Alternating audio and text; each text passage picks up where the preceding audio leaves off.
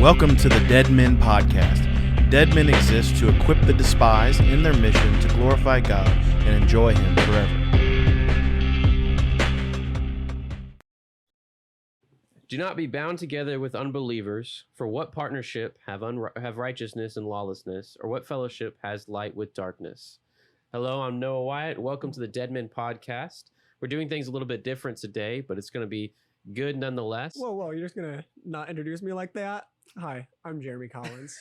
Keep going. As usual with Jeremy Collins, it's been a long time since we've been on together. Typically, we host pretty separately now since we got more people onto the show. Mm-hmm. Brandon, bro, what is up with you? So Noah's having a little bit of a panic attack, but with laughter instead of panicking. Yeah, I'm just such a big fan of Brandon that it's hard for me to focus. I'm just kidding. Anyway, we got a good episode for you guys today. I just read a little bit from 2 Corinthians chapter 6. What we're going to talk about really is CRT. Well, not necessarily critical race theory. We're going to talk about critical theory and how it affects all of life, really, for the leftist side, the woke side. So when you think of CRT, we did a couple episodes on it before. CRT basically means critical race theory. I've said that before, but what it's talking about is essentially one race is special, is superior. I mean, you can correct me if I'm wrong, Jeremy, you're the expert, but is superior over the other because of what they go through, what they do. If another race is suppressing or oppressing this particular race, that means they are special. And I mean, in the evangelical world, typically they receive more grace, but yeah, every critical theory kind of more just gets into that oppressor-oppressed narrative. So all CT, no matter what letter you want to put in there, in between there, you know, if you want to say critical feminist theory, critical womanist theory, which are more or less the same thing. Womanist, I think, is just more a term that was used back in like the 70s and 80s than it's used now. All of them, whatever letter you want to put in between the two CTs, kind of just refers to these Marxist oppressor-oppressed narratives. So that's why the only good CT is covenant theology. All the other CTs, you got to reject them. Amen. And I shamelessly stole that from James White. He said that in Dividing Line like a year ago.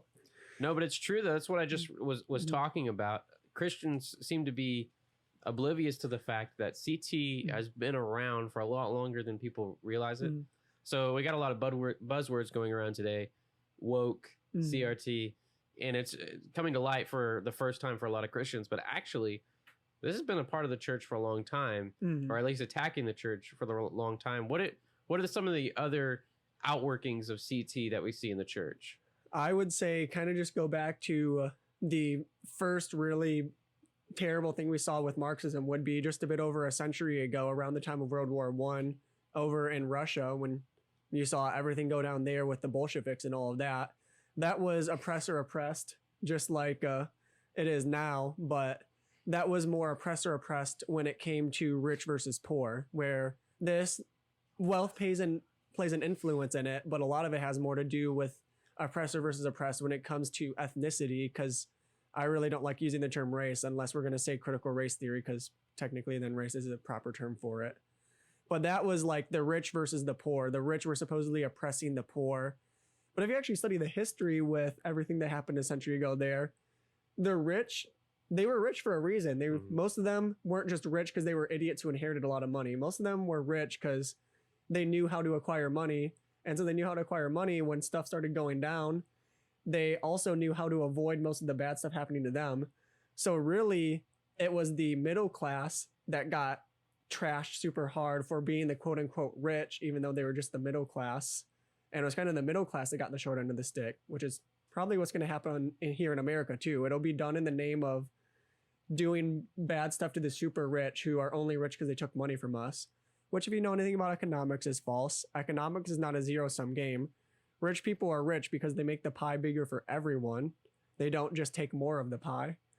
But it's going to be the uber rich know how to avoid the bad things happening to them. So it'll actually be the middle class that will be the most hurt. That's why there's a book.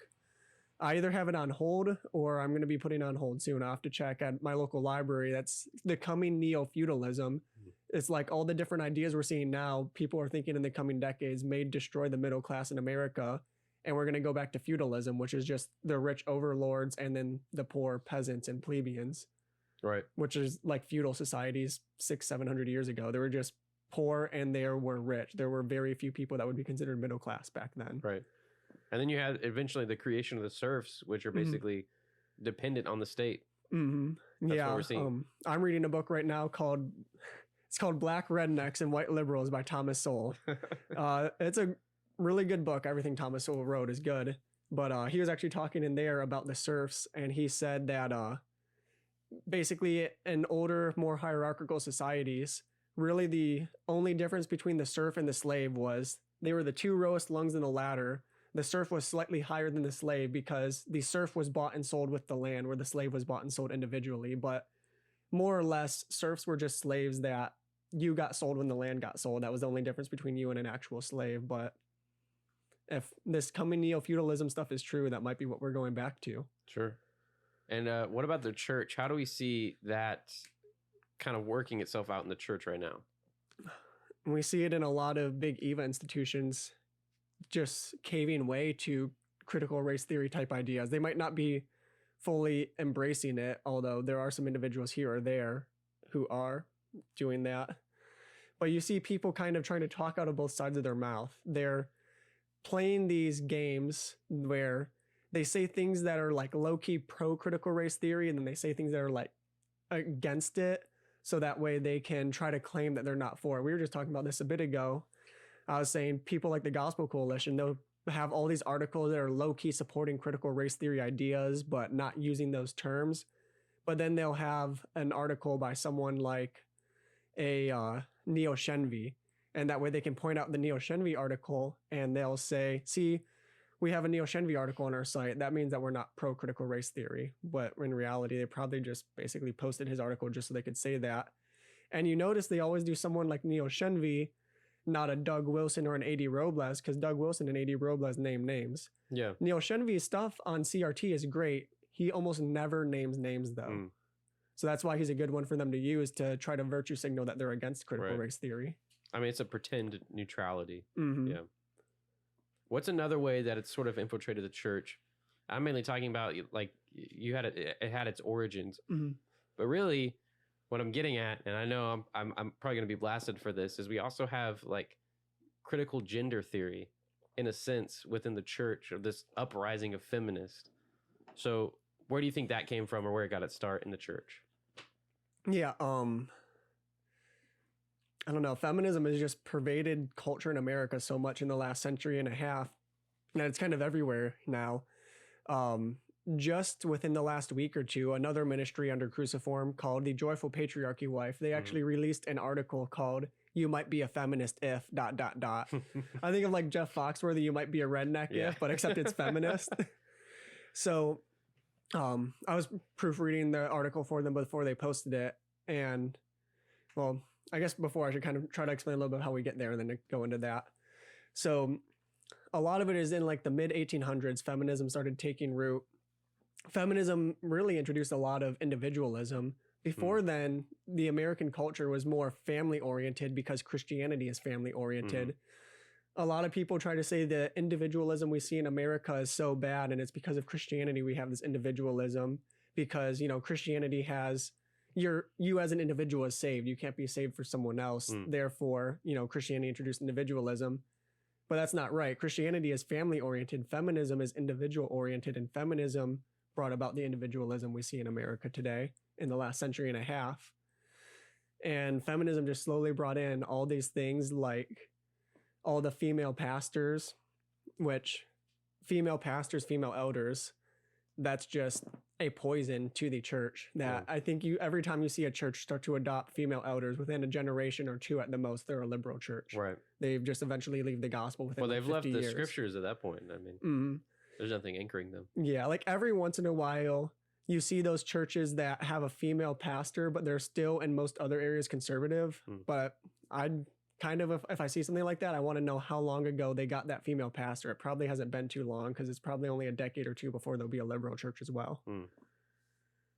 And then I think this one's going to get us in trouble. I think female deacons is not good as well, but I think that female deacons is not nearly as big of an issue as female elders. I think, while I disagree with female deacons, I think you can see churches go female deacons and actually in the long term stay conservative as long as they don't make that female elder step. Yeah. Yeah. But then you just see all kinds of other things like spheres of authority. The Bible lays out 3 spheres of authority: the family, the church, and the state. And we have this idea, in even complementarian circles, we have this idea that, so, complementarians, they still say the man is the head of the family and the man is the head of the church. But then they say society is different because the Bible never explicitly says that the man shall be the head of the state or anything like that. That's 2 kingdom theology for you. One thing with that is, if the Bible gives us 3 spheres of authority and it says the man is the head of the 2 of them, doesn't it logically make sense the man is the head of the other one as well? Right. And then the Bible, while it doesn't explicitly say that men are the head of the civil magistrate, it says that when a female or a child is a civil magistrate, that's a judgment from God. It's a judgment, right. That's right. One of the things that Doug Wilson said that'll stick with me is, in talking about critical theory, is he's making the point that if you're wondering where this critical theory crept to your church, they crept in through your women's ministry because you started treating these women special, different. How does this make you feel? Let's separate you from your husband. How does this make you feel? Why are you different? Why are you special? That what they're oppressed because they're women and men are oppressing them, which is just critical womanist theory, critical feminist theory, whatever you want to call it. Right. That's how it's creeping in. I said we'd come back to that Joyful Patriarchy Wife article. So off the top of my head, I remember a couple of their "you might be in a feminist church if" lines. And one of them was, you might get a laugh out of this one. You might be in a feminist church if your pastor does a Mother's Day sermon telling the women how great they are for being mothers, and then he does a Father's Day sermon on how the men need to step up and be better fathers and rebukes them. They had 5 or 6 in there, but I don't know if I can remember the others off the top of my head. But I remember that one because even in Mark Driscoll type churches, that was kind of a thing. Even though Mark Driscoll was supposed to be the super manly man dude, a lot of the real Christian masculine guys like Zach Garris, who wrote Masculine Christianity, or Michael Foster, they pretty strongly criticize guys like Mark Driscoll for just pretending that they're biblical masculine. Yeah. And that's it's a pervasive idea that seems right. That's what's getting a lot of churches. I mean, this is just outside of critical race theory or wokeism, but it seems right, which is why it's so important to, as Paul is talking about to the Church of Corinthians, to separate yourself. What business do you have being a part of this? I mean, we see this with the Enneagram today. People who are holding seminars on how does the gospel relate to you based on whatever number you are. Why does that matter? I think it was Covenant Seminary, if I'm not mistaken, that has the one seminar coming up. Yeah. What does that have to do with this? You need to be separating yourself from that. And it's the same with critical theory, critical gender theory, critical feminist theory, whatever it is, separate yourself from it because it may seem right, but that doesn't mean you should be a part of it. Yeah. Funny enough, I was just talking to a Covenant Seminary grad the other day about how much Covenant loves personality tests. Noah and I, we're Nuthetic. We went to a Nuthetic college, and Nuthetic people tend to not like personality types of any stripe, let alone the Enneagram, which is straight up demonic in its origin. Yeah. Yeah. And on top of all of this, it's just important to be aware, to be focused, and to know where these ideas are coming from. Because it's sneaky how they get into the church, and it makes a lot of sense if you look at it in terms of, well, this is what Jesus is saying, and I feel like this could apply here. But when you have a biblical hermeneutic that you're applying through all of Scripture, this is really how you get around it. Yeah. Because I mean, you know this. CRT guys, they love to isolate text. I mean, the story of Joseph is they love that story. They'll go to that all day long. Speaking of isolating, a different type of isolating, I think it's funny how the CRT guys, they hate nationalism. If you ever voted for a Republican once in your life, you're a Christian nationalist and you're terrible for that and all this stuff. But yet, while they criticize nationalism, they themselves are so American centric because you have to basically pretend the rest of the country, the rest of the world doesn't exist for ideas like CRT to work. You have to only look at America. And the only time you even mention another country is when you say slaves came from Africa. Other than that, you don't mention another country besides. You know, none of the other continents exist, and then none of the countries on this continent besides America exist. It's so American-centric for people who all the time are condemning nationalism. It's so hypocritical. That's a good point. It's true when you look at them. When you really point out some of these issues that they're pointing, the issues that the other side are pointing about at us, it's really something that affects them as well. And as they're pointing it out, they'll fall flat on their face. Yeah. So to wrap up, what do you think we can give are some specific examples of how any kind of critical theory or specifically critical race theory are taking hold in the church? Like some specific examples, not just they do things like this, but like here's a specific example of something someone did or something they would do. I think you think I've got one.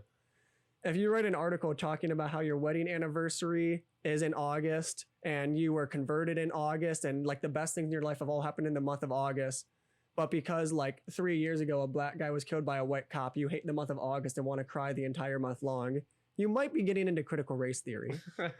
You know, not that ever was an actual article or anything like that. Gospel Coalition. When you look at things like that, one thing that comes to my mind, I mean, we already talked about the women's ministry fiasco, but when you start thinking in terms of, well, person comes from a different background, they've got a different creed, whatever.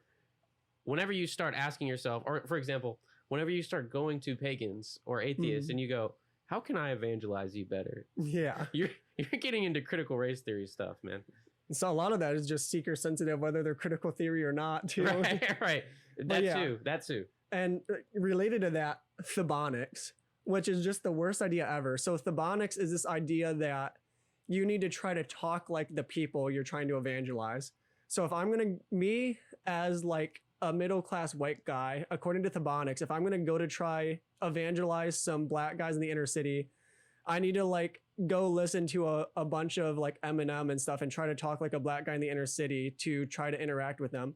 Like some people actually say you need to do this. It's the craziest thing ever because they can tell it's fake. Right. You know, if that was how I normally talk, then they can tell it's real. But if I'm just faking it, they're just going to think I'm an idiot, and it's going to make them less likely to want to hear the gospel, not more likely, because they think that I can fake talking like them really well. Exactly. Well, Jeremy, that was good. You're the expert on this, like I said before. I'm not an expert on this. What books can you point us to so we can go and learn more and be as smart as you? So that book that I said I'm working on right now, just a little bit ago I said it, Black Rednecks and White Liberals by Thomas Sowell. It's a really good book. Anything Thomas Sowell has written is really good. The gist of that book is basically that he like the first chapter, the first like 60 pages is going into this idea that basically what's considered like quote unquote black ghetto culture today. And people say that, you know, if a black guy is doing really well in school, that he's acting white, which is just dumb. They tell him he's acting white for being smart. Every human, regardless of what skin color they are, should try to be smart. Right. But he's pointing out that what we consider black redneck or black ghetto culture today comes from like white hick redneck culture of like a century and a half, 2 centuries ago.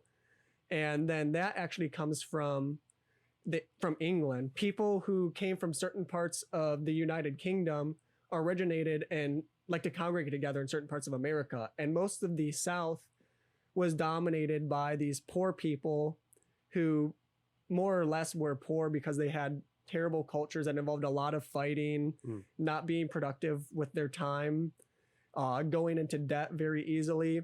And people that were considered like North Britons or Scottish Highlanders were the people that populated a lot of the South in America's early days.